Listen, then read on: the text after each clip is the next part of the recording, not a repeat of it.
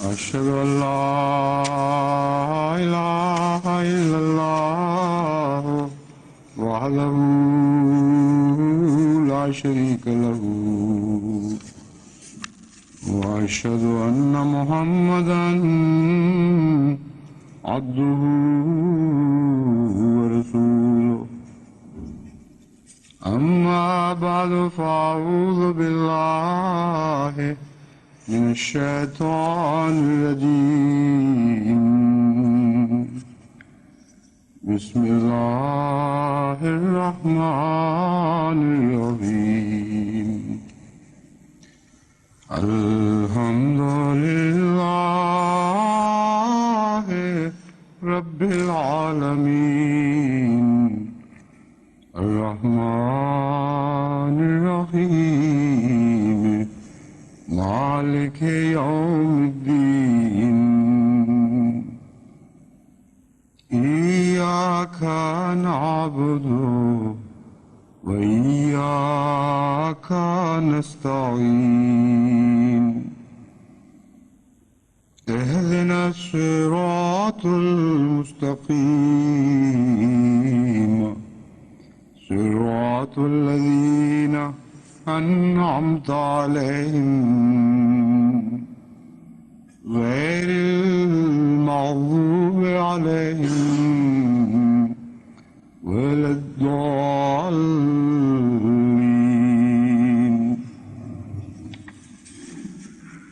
والذين يقولون ربنا هب لنا من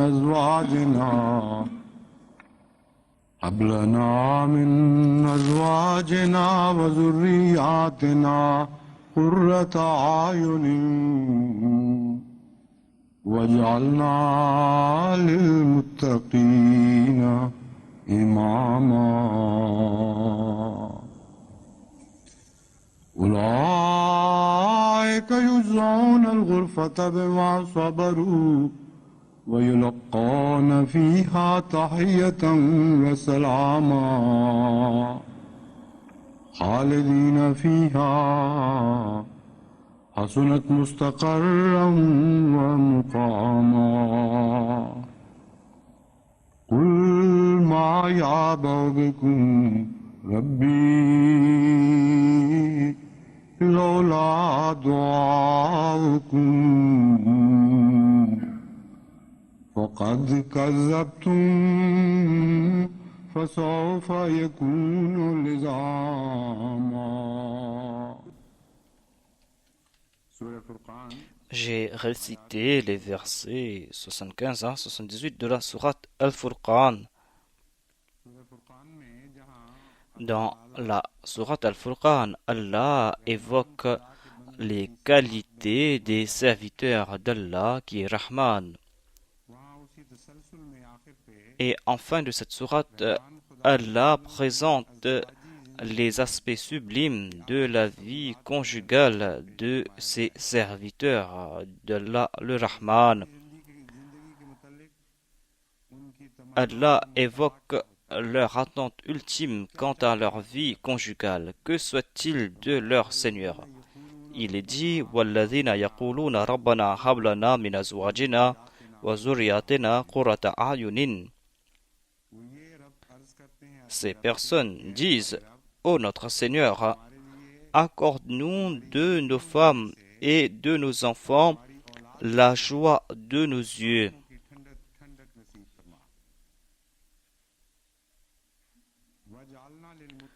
وَجَعَلْنَا لِلْمُتَّقِينَ إِمَامًا. Et fais de nous ceux qui craignent Allah le plus, fais de nous les imams des muttaqis. Ulaika yujzawna al-ghurfata. Et à ceux-là sera accordé en récompense un rang élevé au paradis, parce qu'ils étaient endurants. وَيُلَقَّوْنَ فِيهَا تَحِيَّةً وَسَلَامًا. Et ils y seront reçus avec des salutations et avec la paix. Ils vivront dans cet état éternellement. Hasunat mustaqarran wa muqama. et il est excellent comme lieu de repos et comme lieu de séjour.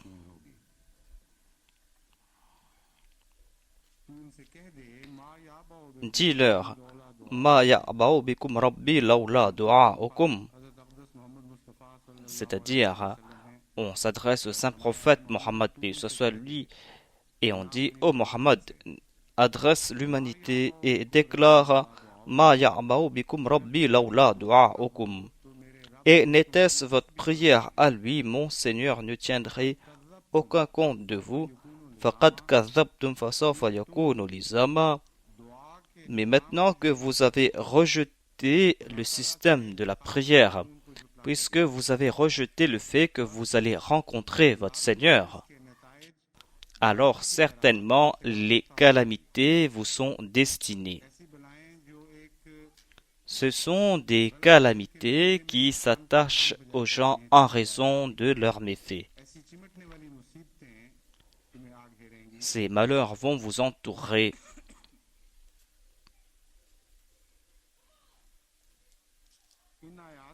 Dans ces versets, l'on trouve mention des buts ultimes de la vie conjugale.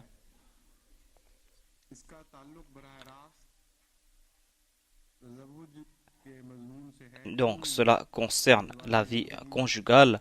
Pourquoi Dieu a-t-il établi un tel système?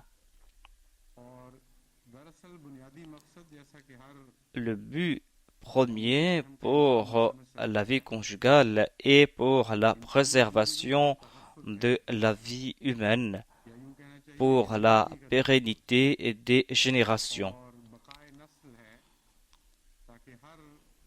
afin que l'on puisse maintenir les générations.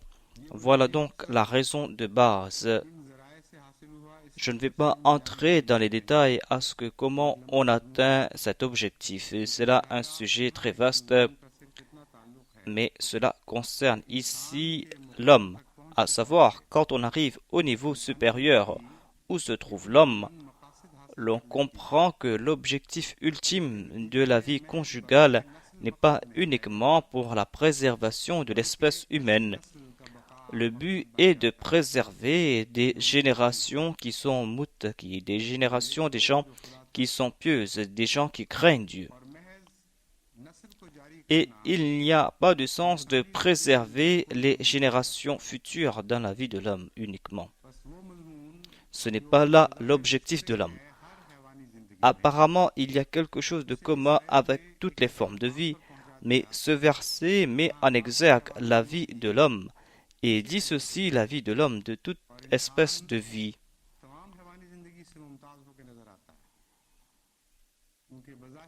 Apparemment, le but de la sexualité est de procréer et il n'y a pas d'autre objectif.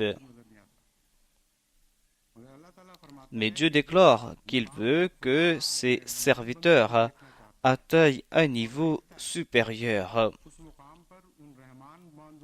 À ce niveau, ces serviteurs d'Allah Ar-Rahman déclarent: Ô Allah, nous n'avons pas uniquement besoin d'enfants, nous avons besoin d'enfants qui sont muttaqi. Nous n'avons pas uniquement besoin d'épouses ou de femmes, nous avons besoin d'épouses qui sont muttaqi, des épouses et des enfants qui feront la fraîcheur de nos yeux.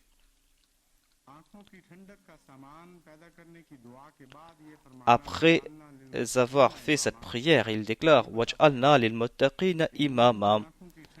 Cela nous fait comprendre que la fraîcheur des yeux des croyants réside dans la taqwa. La fraîcheur de leurs yeux réside dans le progrès de la foi. Le Messie premier l'Islam évoque cela en disant: Je veux vous voir tous sur les voies de la taqwa lorsque je vais quitter ce monde. Mon désir est de voir que mes enfants soient muttaqi lorsque je vais quitter ce bas monde. Donc le Messie premier l'Islam a évoqué dans la langue ourdou ces mêmes paroles de prière. Il est dit: Ulaika yujzauna al-ghurfata bima sabaru. puisque ces personnes ont été endurantes. C'est pour cette raison qu'elles recevront des habitations élevées au paradis. Et là-bas, ils seront accueillis avec la paix, avec des salutations.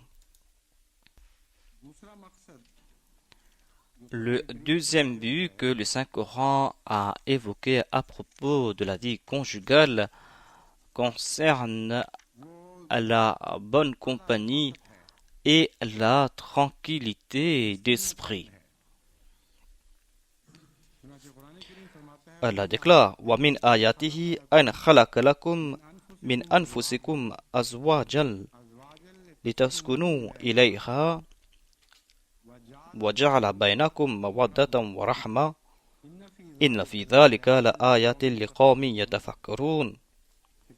Et un de ces signes est ceci, à savoir qu'il a créé des épouses pour vous de parmi vous-mêmes, afin qu'en elles vous puissiez trouver de la tranquillité d'esprit. Et il a mis entre vous amour et tendresse, afin que vous puissiez vivre dans la tranquillité. Ensuite, le Saint-Coran déclare: وَاتَّقُوا اللَّهَ الَّذِي تَسَاءَلُونَ بِهِ وَالْأَرْحَامَ. Et craignez Dieu, الَّذِي تَسَاءَلُونَ بِهِ, car vous l'implorez en souhaitant le bien. وَالْأَرْحَامَ. Et n'oubliez pas les liens de parenté.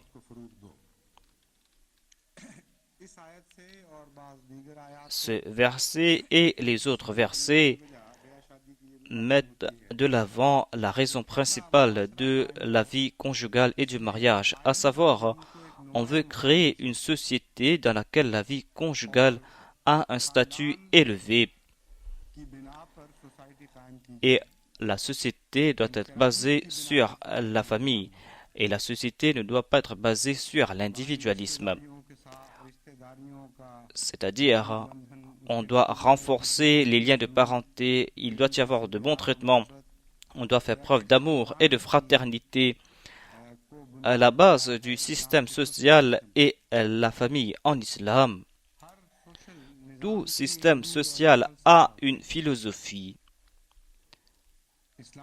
Et le système social de l'islam se base sur les liens de la famille et l'islam renforce les liens qui unissent la famille.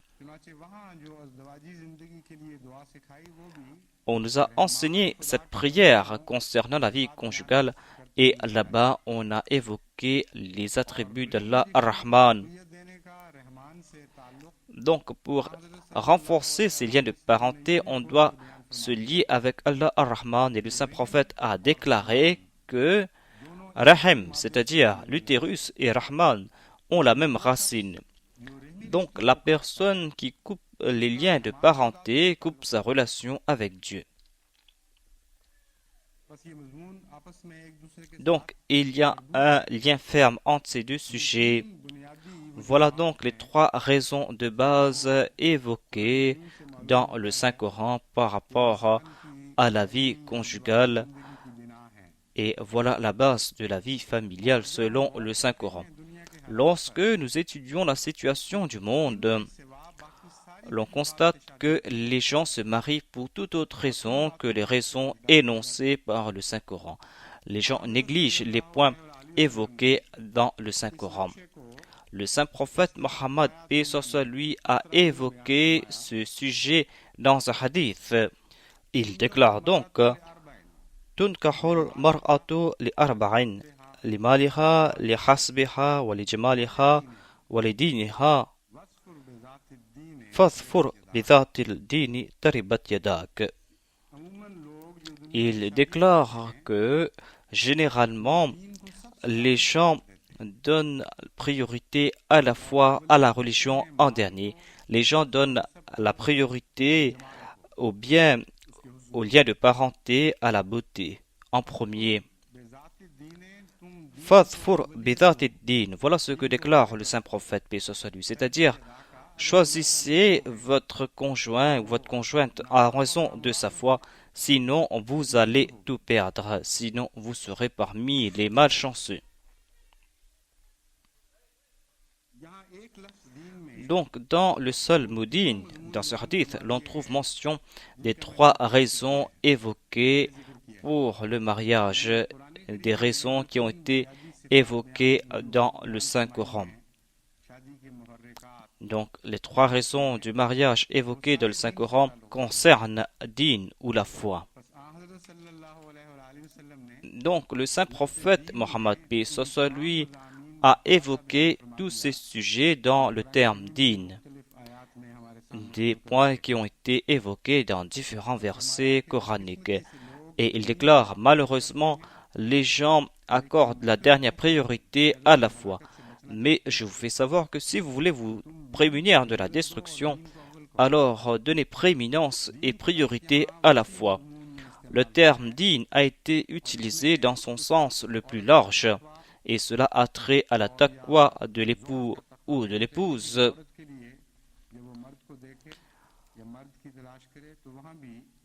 Donc, dans les 2 cas, dans le cas d'une femme ou d'un jeune homme, on doit donner prééminence à la taqwa. Donc, on doit avoir en tête la taqwa, chercher les bonnes qualités de la personne, chercher les traits de caractère qui seront compatibles.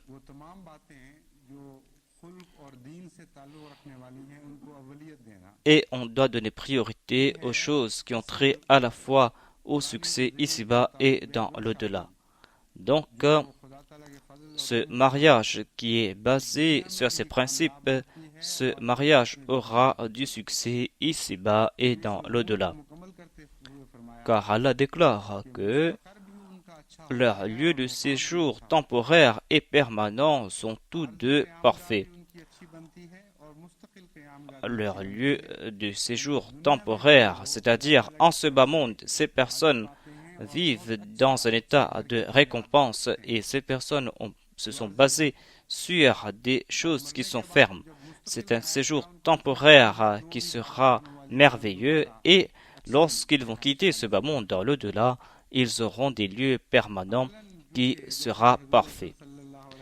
Comme l'a déclaré le saint prophète Mohammed paix soit lui, les gens tournent les priorités et au lieu de donner prééminence à la foi, les gens se marient pour toute autre raison.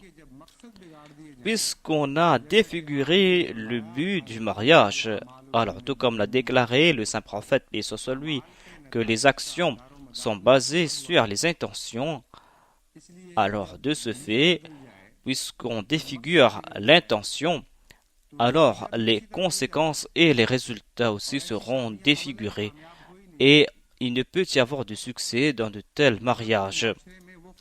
Ici, en Occident, l'on ne trouve pas les mots que l'on trouve dans nos pays, dans nos sociétés. Mais là-bas, dans nos pays, les intentions concernant le mariage n'est pas basées sur le Saint-Coran. Donc, lorsque la société se brise ici, elle se brise en raison des mauvaises intentions. Et c'est ainsi que les familles se brisent en 1000 morceaux. Et chez nous, dans nos pays, la société est basée sur d'autres systèmes. Et même si on a changé les intentions, il y a quand même des différences entre nos sociétés là-bas et ici en Occident. Là-bas, lorsque les gens marient leurs enfants, ils marient leurs enfants pour toute autre raison que les parents qui marient leurs enfants ici.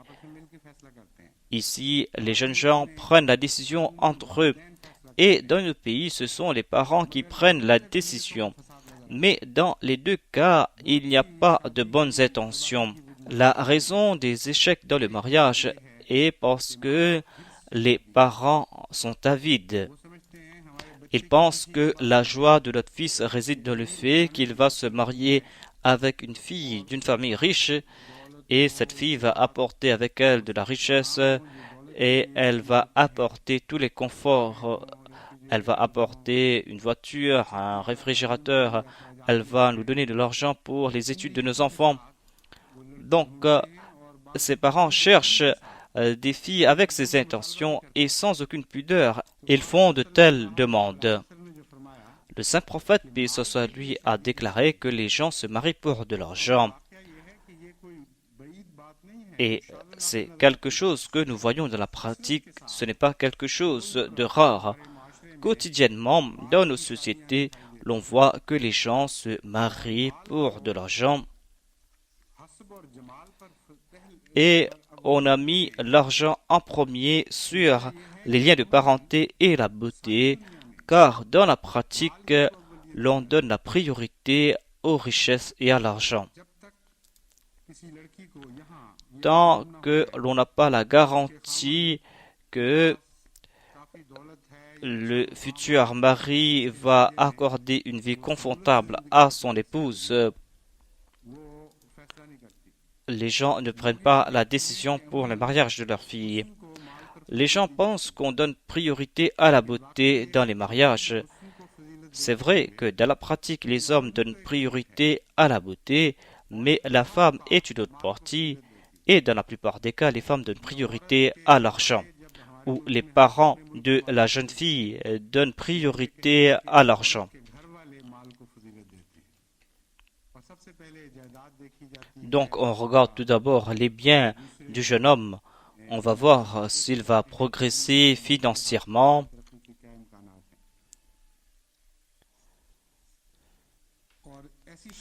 Et dès le début, de telles unions sont destinées à se briser.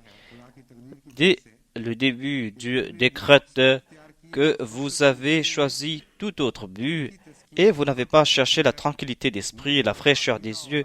Vous n'avez pas cherché à avoir des enfants purs et vertueux. Ensuite, les gens se marient pour avoir de la renommée. On cherche une famille noble et qui a de la renommée.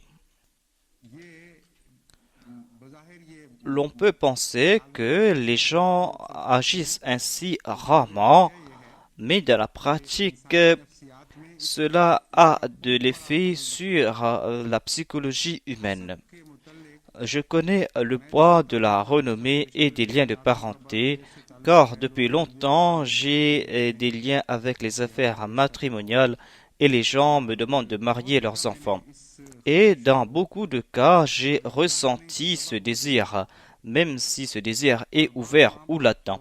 Certains parents donnent leur fille uniquement pour jouir d'un statut social où les jeunes hommes se marient tout simplement pour s'élever socialement et ils cherchent des jeunes filles qui appartiennent à une famille de grande renommée, une famille qui a du statut.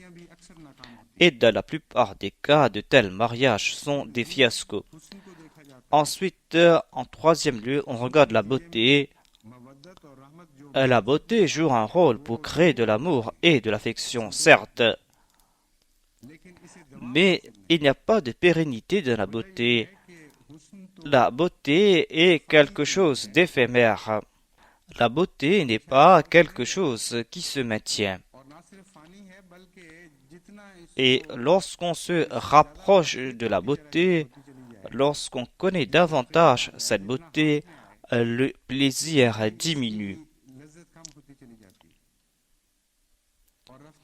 Et petit à petit, cette beauté devient quelque chose d'ordinaire.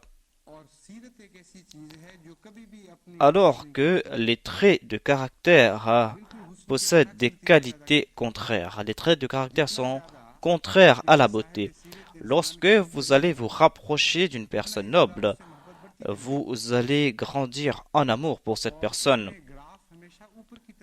Et tout le temps, vous allez essayer de vous rapprocher de cette personne en raison de sa beauté intérieure. Personne ne se lasse des qualités nobles, mais on peut se lasser de la beauté.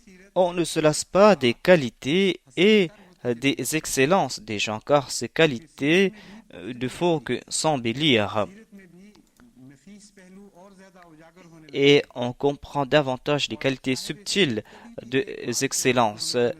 Et jamais une personne qui possède ces qualités va se maintenir sur un seul niveau. Un poète a déclaré que à chaque fois que je t'ai regardé, j'ai vu en toi une nouvelle beauté et je ne cesse pas de te découvrir. À chaque fois que je te regarde, je vois un nouveau monde et je ne cesse de te connaître. Cela ne s'applique pas à la beauté. Il se peut que ce poète a appliqué cela à la beauté en raison de son malentendu, mais en fait, la beauté ne possède pas ces qualités, car la beauté diminue avec le temps. Après le mariage, la beauté s'étiole et c'est là un fait tout à fait naturel. Il y a les enfants qui naissent, on doit s'occuper de ces enfants et le temps passe et on ne peut arrêter le temps. Tout cela a de l'effet sur la beauté. Donc si au tout début la beauté vous attire et la beauté peut générer de l'amour, en fin de compte, cette beauté va lasser la personne et cette beauté va s'effilocher et va s'étioler de jour en jour. La foi et le trait de caractère forment un tout. Et quand le saint prophète Mohammed lui a déclaré que vous devez donner priorité à la foi, au dîn, à la religion, alors dans ce cas, il y a ce dîn qui est le sens le plus vaste, c'est-à-dire il y a la question de la religion, mais en arabe, le terme dîn a un sens vaste. Cela concerne les traits de caractère d'une personne, sa personnalité, son comportement. Donc, vous devez donner priorité à la sira.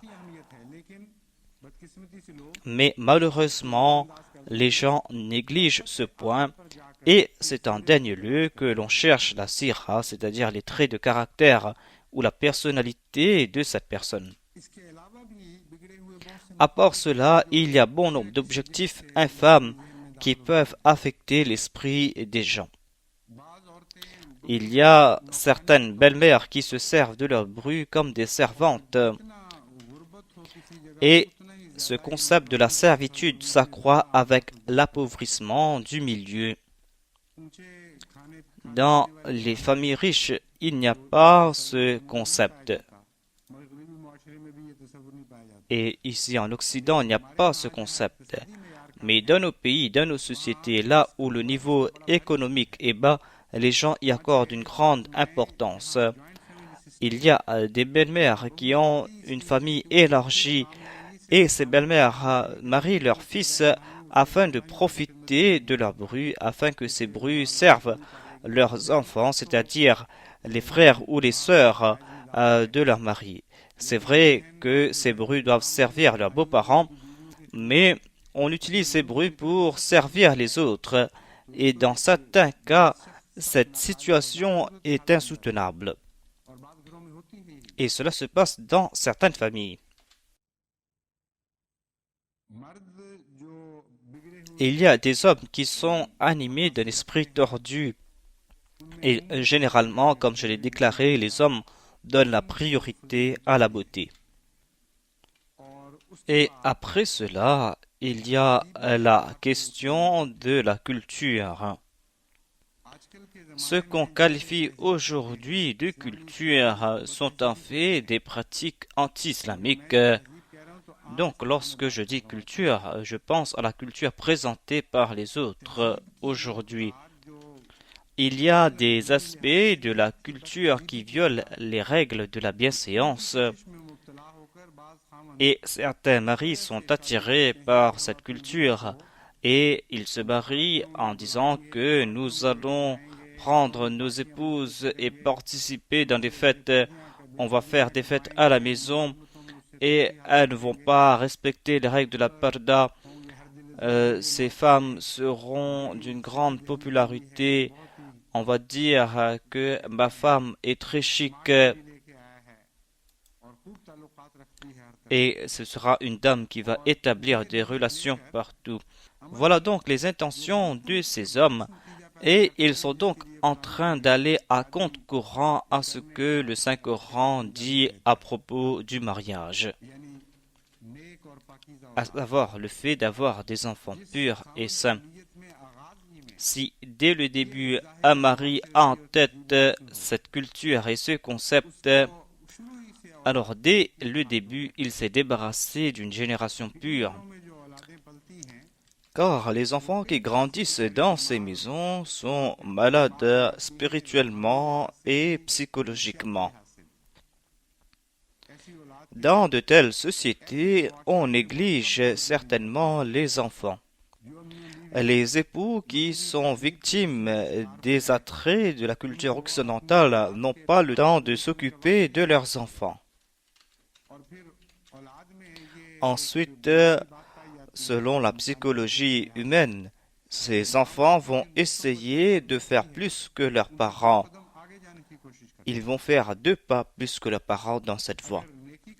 Si c'était une voie de la vertu, peut-être que ce désir ne sera pas aussi fort. Mais généralement, les enfants font 4 pas plus que leurs parents dans la voie de la malveillance. Donc, puisque le mal est lié avec ce désir de mariage, ces enfants vont certainement dépasser leurs parents dans la voie du mal. Et la société va se disloquer et ce système familial que prône l'islam va se disloquer lui-même. Et le système individualiste va se mettre en place.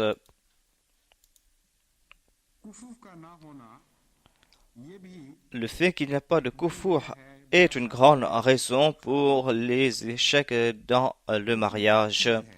Que signifie kufur? Dans la fiqh, dans la jurisprudence, on utilise le terme kufur. Kufur signifie chercher une personne qui a les mêmes affinités avec vous, une personne qui a une même personnalité avec vous. Et il y a bon nombre d'erreurs que l'on fait en raison du kufur. Lorsqu'on dit qu'on doit donner prééminence à la foi, cela ne veut pas dire que vous devez donner la main d'une fille pratiquante à une personne qui ne pratique pas sa foi. Car si vous donnez une fille pratiquante et religieuse à une personne qui ne pratique pas sa foi, ce sera une erreur de votre part. Si vous regardez cela du point de vue de la jeune fille, alors cela veut dire que vous allez donner une fille pratiquante à une personne non pratiquante et ce sera contraire au conseil prodigué par le saint prophète Mohammed, paix soit lui. Donc, sans kufur, on ne peut pas aller de l'avant. Kufur signifie mettre à même pied d'égalité 2 personnes, de créer un équilibre entre 2 personnes. S'il y a une personne qui est pratiquante, alors vous devez chercher un père qui est aussi pratiquant. Certes, il y aura des différences entre ces 2 personnes, mais ce ne sera pas là une source de difficulté. Mais s'il y a une grande disparité entre les caractères de ces personnes, il y aura de grandes difficultés et de tels couples, de telles cellules se brisent. Car, par exemple, le mari ne pratique pas sa foi et la femme est pratiquante ou c'est le contraire. Dans la plupart des cas, on n'arrive pas à maintenir le couple et leurs enfants aussi suivent les voies de la destruction. Et si les femmes ne sont pas pratiquantes, elles attirent vers elles les enfants. Et tout le temps, les enfants se penchent vers le mal. Les enfants sont lents à adopter les vertus de leurs parents, mais ils sont rapides à adopter les mauvaises habitudes de leurs parents. Donc, dans la plupart des cas, à moins qu'Allah n'ait octroyé sa grâce, et Allah a déjà évoqué dans le Saint-Coran comment il peut envoyer sa grâce. Donc, à part le fait qu'Allah ait octroyé sa grâce, si dans l'un des 2 parents il y a un mal et dans l'autre il n'y a pas ce mal, l'enfant va adopter le mal qu'il y a dans le parent concerné. Si par exemple la mère ne respecte pas la parda et que le père respecte les règles de la parda et de la modestie, alors les enfants ne vont pas respecter la parda. Si la mère respecte la parda et le père ne le fait pas et qu'il est libre, alors même dans ce cas, les enfants seront libres et ne vont pas respecter la parda. La kufur est donc très important. Pour transformer la vie conjugale en paradis on doit créer un équilibre entre ces deux personnes. On doit créer un équilibre dans le domaine de leur foi et de la pratique. Et lorsqu'on va établir cet équilibre, la vie conjugale va se passer sans heurts.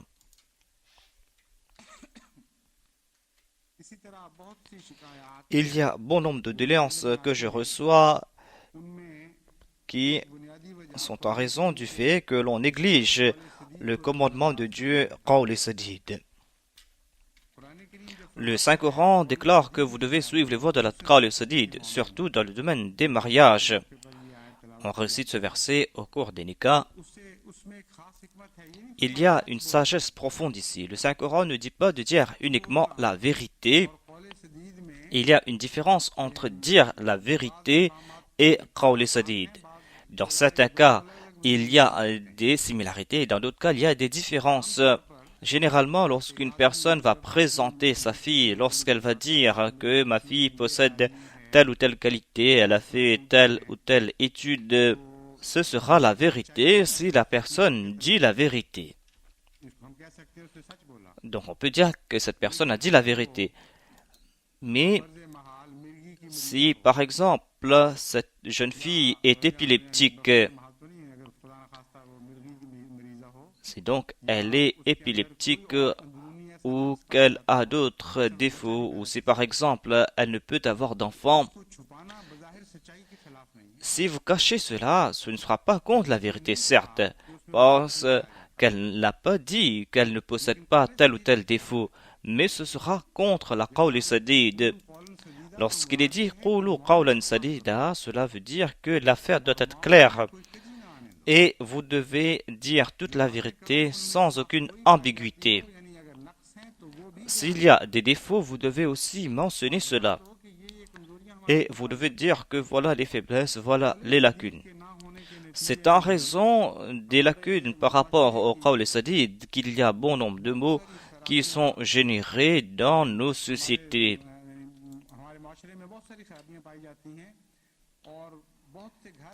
Et il y a bon nombre de familles qui se brisent pour cette raison.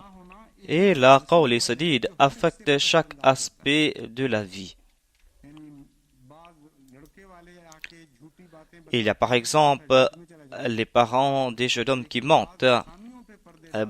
Et dans certains cas, ils cachent les défauts de leur fils. Ils cachent les mauvaises habitudes de leur fils et ne dévoilent pas tout cela. Si par exemple ils déclarent qu'ils travaillent quelque part, ils ne vont pas mentionner qu'il est aussi endetté.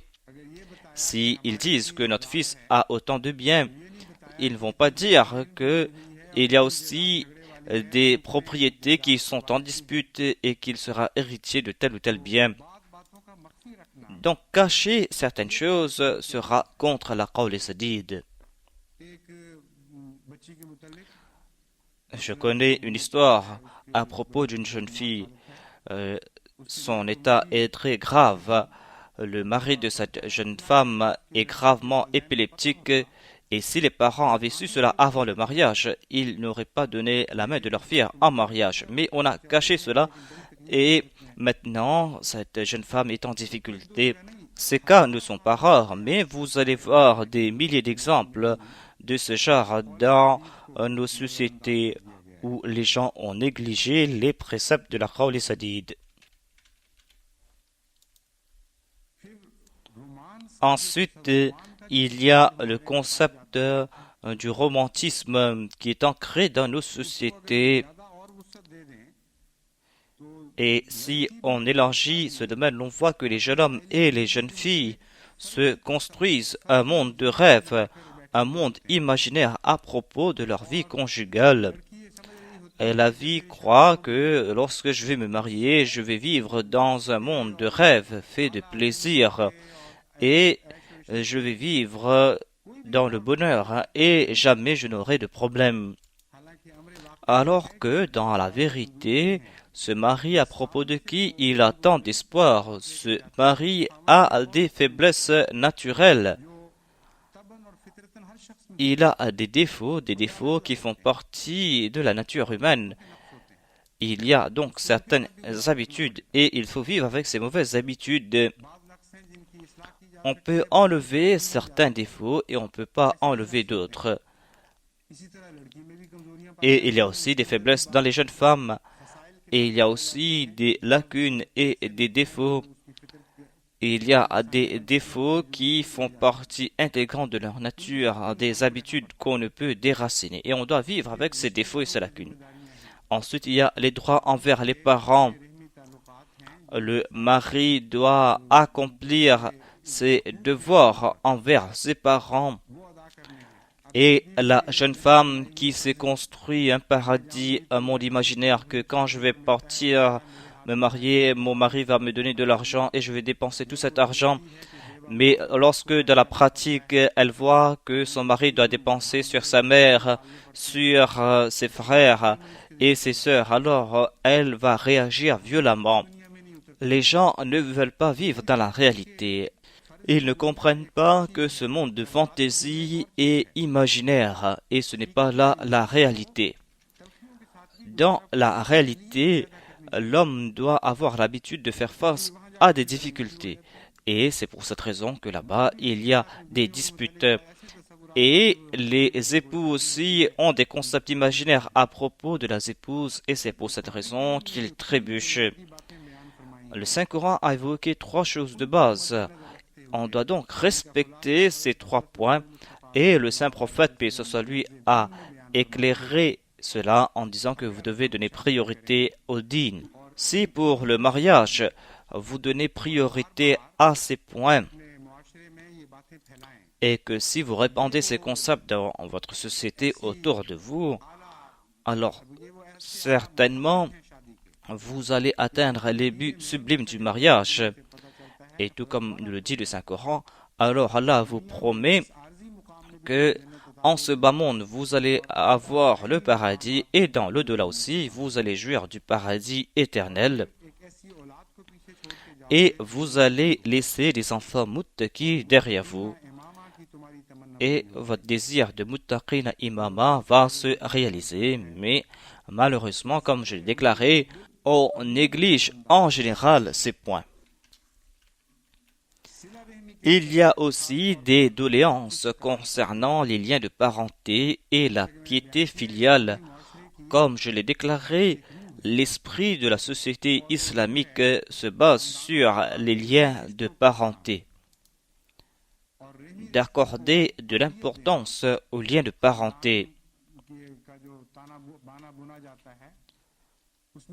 Chaque société a un moteur qui le fait tourner. Et le Saint-Coran déclare que le moteur de la société, que vous devez maintenir les liens de parenté. Et ici, en Occident, on prêche le contraire. Le principe de base, c'est de couper les liens de parenté. Regardez la société occidentale et vous allez voir que l'on coupe tout le temps les liens de parenté. Et dans la plupart des cas, les fils n'ont pas de lien avec leur mère et les filles n'ont pas de lien avec leur père. Et vous voyez tout le temps des vieillards qui vivent tout seuls, des vieillards qui vivent grâce aux services sociaux. Tout cela est en raison du fait qu'on a brisé les liens de parenté. Certains sont très affectés et se suicident.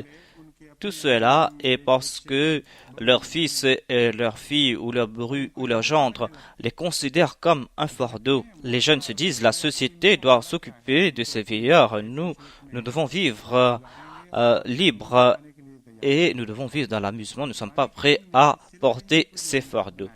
Donc le Saint-Coran prêche la piété filiale et l'Occident prêche le contraire, c'est-à-dire la base de la société occidentale est le fait qu'on doit couper les liens de parenté.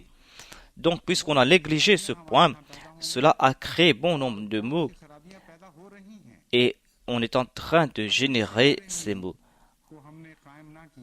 Si nous n'avons pas protégé les liens de parenté, alors certainement nous allons subir les mêmes conséquences. C'est grâce à ce système familial que nous sommes protégés de nombre de maux, car nous avons affermi ces liens Et c'est pour cette raison que nous sommes protégés de nombre de maux. Et au lieu de chercher à assouvir un seul plaisir, l'on peut avoir tout type de plaisir au cours de sa vie conjugale. Une fois en Allemagne, une femme qui haïssait la société islamique a critiqué vertement cette société en disant que quel plaisir tirez-vous dans vos vies? Vous êtes emprisonné, vous êtes privé de plaisir. Il n'y a que des restrictions partout. J'ai répondu en disant que notre société se base sur les liens de parenté, sur la piété filiale. Et conséquemment, nous n'avons pas un seul plaisir, mais nous avons différents types de plaisirs. Vous ne cherchez qu'à assouvir vos plaisirs sexuels. Et dans ce domaine, vous ne faites plus de distinction. Vous ne faites plus de distinction pour assouvir vos plaisirs sexuels. On commet de tels actes exécrables contre les enfants afin d'assouvir ces penchants. Et on a dépassé toutes les limites qui différencient les hommes des animaux. Et même dans ces cas, les gens n'ont pas de tranquillité. Donc, vers quelle société êtes-vous en train de nous appeler? Dans la société islamique, on ne tire pas plaisir uniquement des relations sexuelles, mais on tire plaisir aussi de l'amour entre parents, de l'amour entre les parents. Et la société islamique vient protéger ces liens entre frères et sœurs, entre père et fils, entre père et fille. Il y a un plaisir dans toutes ces relations et la société islamique est là pour protéger ces liens de parenté. Ensuite, il y a les relations avec les autres membres de la famille élargie. Lorsqu'une jeune fille se marie, elle n'a pas une seule mère, mais elle établit de nouvelles relations. Elle établit des relations avec sa belle-mère, avec son beau-père, avec les sœurs de son mari.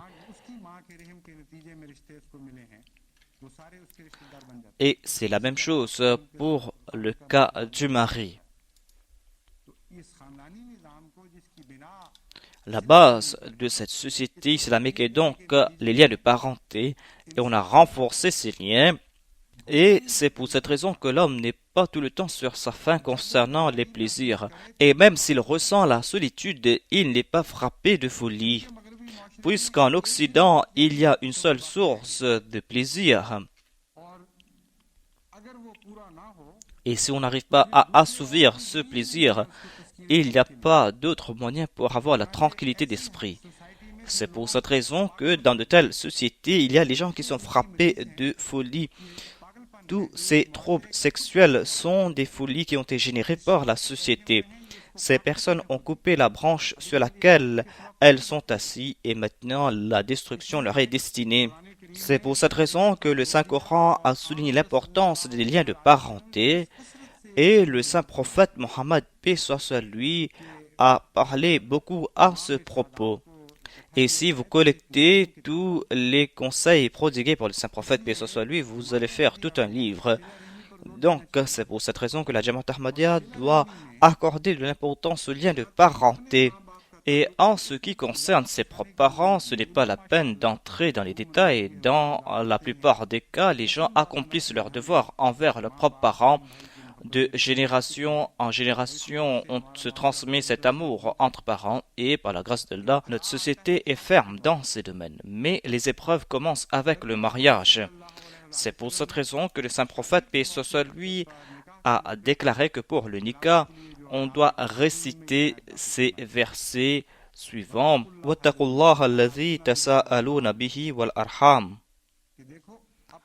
À savoir que vous êtes au courant de vos liens de parenté directs, mais maintenant vous êtes en train d'établir de nouvelles relations et vous devez respecter ces liens. Vous devez considérer ces autres liens comme vos liens de sang. Des lacunes dans ces domaines génèrent bon nombre de souffrances. lorsqu'une jeune femme part de la maison de ses beaux-parents, dans certains cas, les beaux-parents pensent que maintenant, les parents de la jeune femme, ses frères et ses sœurs sont des étrangers. Et lorsque ses parents viennent rencontrer la jeune femme, ses beaux-parents sont courroucés. Ses beaux-parents abaissent les parents de la jeune femme devant elle et on la tourmente en raison de ses liens de parenté. Mais on trouve aussi le contraire, à savoir que certaines épouses coupent la relation entre leurs époux et ses parents, entre lui et ses frères et ses sœurs. Et lorsque le mari accomplit ses devoirs envers ses parents, cela la blesse et lorsqu'il reçoit des invités, elle est courroucée. Dans certaines maisons, je vois que lorsque les parents de la jeune femme viennent à la maison est en fait, elle commence à servir ses parents, elle en tire plaisir. Mais lorsque la mère du mari, lorsque la sœur du mari arrive à la maison, c'est comme si il y a un deuil. Et elle trouve 1001 façons pour mépriser les parents du mari. La femme doit être source de tranquillité, mais elle peut aussi faire disparaître toute la tranquillité. Celui qui a le moyen d'accorder la tranquillité a aussi le moyen de faire disparaître sa tranquillité. C'est pour cette raison que la femme a plus d'aptitude pour accorder cette tranquillité. L'homme ne peut se mesurer à elle dans ce domaine. Mais elle connaît aussi plus de moyens pour faire disparaître cette tranquillité. Elle est plus rusée dans ce domaine que l'homme. Et elle peut transformer cette maison en source de malheur. La maison se transforme en enfer et l'homme ne désire plus recevoir ses parents à la maison. Ses parents se transforment en source de malheur pour lui. La raison en est que l'on a négligé certaines directives coraniques.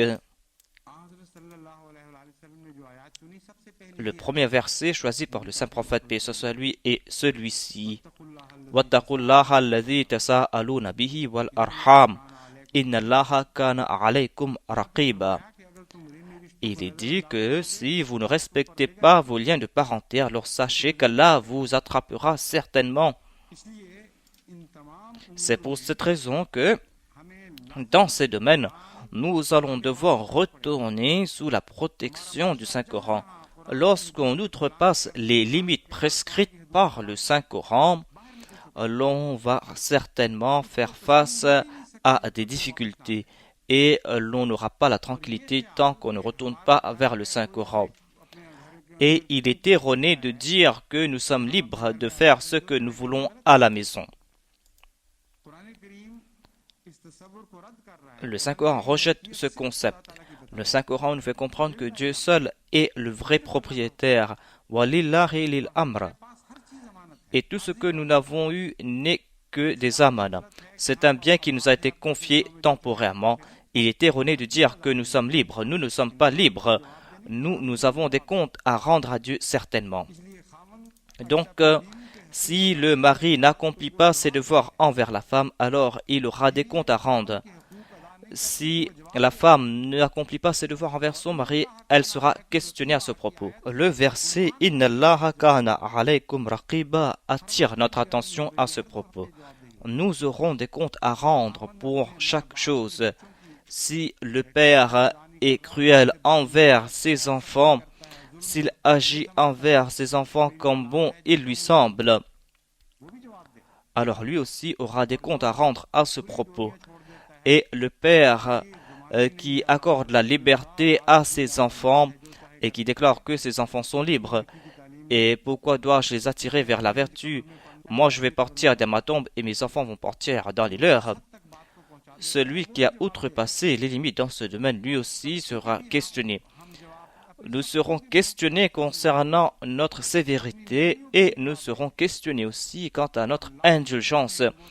Et certainement, nous devons établir cet équilibre qui nous a été prescrit par le Saint-Coran et par le Saint-Prophète Mohammed.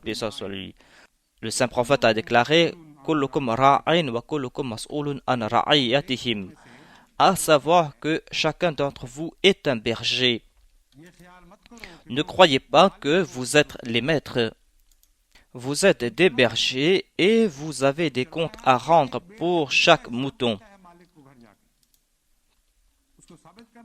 Vous devez montrer au maître que si un mouton a été perdu, c'est la faute du mouton. Et le saint prophète nous a expliqué cela en détail. Il déclare que le maître de la maison est un berger. Il est responsable de ses enfants, de son épouse, et il aura des comptes à rendre à ce propos. L'épouse aussi va avoir des comptes à rendre. Et dans chaque domaine, chacun est un responsable et chacun sera questionné à ce propos. La réforme de la société passe par la réforme de la maison. On doit tout le temps comprendre que pour la réforme des membres de sa famille, on aura des comptes à rendre. On peut conseiller au nom de Dieu et on peut le faire plus d'une fois. Mais il est impossible d'être constamment dans la maison de chacun et il est impossible que tous acceptent ses conseils de la même façon. Ensuite, il y a des ardeurs temporaires. Après avoir fait du sermon sur la société, les gens commencent à se réformer pendant un certain temps, mais ensuite ils oublient ces conseils. Mais si l'on comprend que Inna Allaha kana alaykum raqiba, à savoir que Dieu est un être qui est dans la maison de tout le monde, et Dieu est plus proche que la veine jugulaire de chacun, et il est le gardien. Il est en train de voir si vous êtes en train d'accomplir vos devoirs ou pas. Il est en train de voir si vous accomplissez les buts du mariage. Lorsqu'on a de tels concepts, alors tout va changer. Et dans chaque domaine, l'homme va comprendre qu'il a des comptes à rendre à quelqu'un qui lui est supérieur et il va se soucier de cette responsabilité. Tant que l'on ne considère pas Dieu comme quelqu'un qui est présent et qui voit tout, alors la société ne va pas se réformer. Certains me disent que je suis en train de peigner une image terrible de la Jamaat, de la communauté. Ils croient que les autres vont profiter de ces paroles et ces personnes vont penser que l'état des familles Ahmadi est tel, à savoir que les familles Ahmadi sont dans un état déplorable et qu'il n'y a pas de différence entre eux et nous. Il n'en est pas ainsi. Je sais qu'il y a une grande différence entre les sociétés Ahmadi et les sociétés non Ahmadi, tout comme il y a des différences entre les sociétés islamiques et non islamiques. Mais nous ne pouvons pas accepter qu'il y ait de notre Jamaat ces mots qui gangrènent la société. Nous ne pouvons pas prendre ces mots avec nous et aller de l'avant. Ces mots sont des graines qui vont anéantir les générations futures. C'est comme si vous allez détruire les générations futures de vos propres mains. Pourquoi donc dois-je craindre les ennemis et cacher ces choses? Moi aussi j'ai des comptes à rendre et plus que vous j'ai des comptes à rendre. Dieu a placé la responsabilité de toute la Jamaat sur mes épaules et je serai questionné à propos de toute la Jamaat. Donc, comment puis-je cacher ces choses? C'est mon devoir et tant qu'Allah me donnera la possibilité, je vais accomplir ces devoirs. À savoir que notre société doit s'embellir davantage. À chaque instant, cette communauté doit s'embellir afin que lorsque les non-Ahmadis voient cette communauté, qu'ils déclarent que à chaque fois que je t'ai regardé, j'ai vu un nouveau monde et je ne cesse de te découvrir.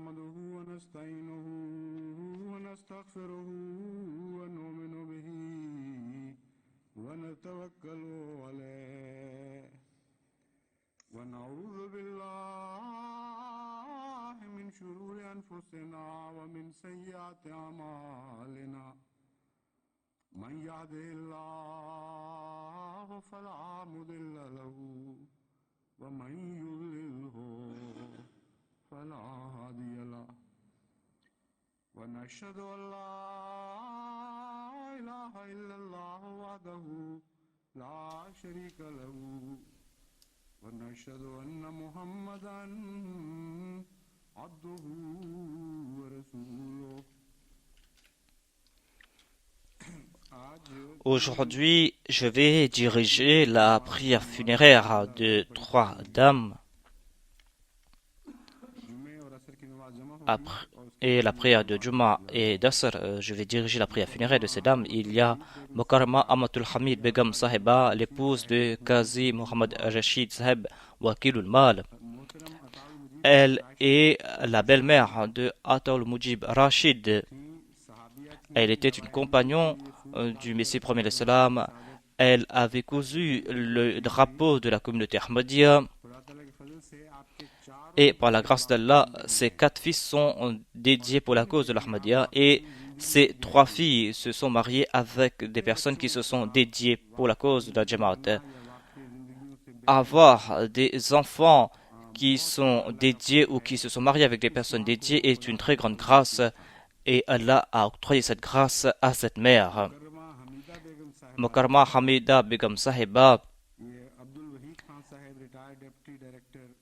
est l'épouse d'un Ahmadi sincère de Lahore. Et c'était la sœur de Chaudhry Abdul Mohamid Sahib. Mokarma Amina Begum Sahiba de Bihari, c'était la sœur du Nazir Diwan et c'était la belle-mère de Mukarram Wadoud Sahib.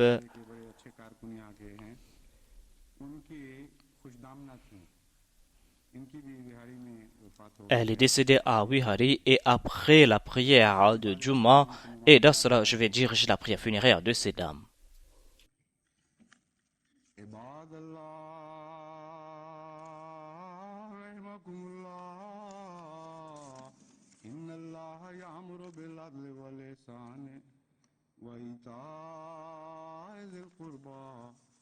وينهى عن الفحشاء والمنكر والبغي يعظكم لعلكم تذكرون اذكروا الله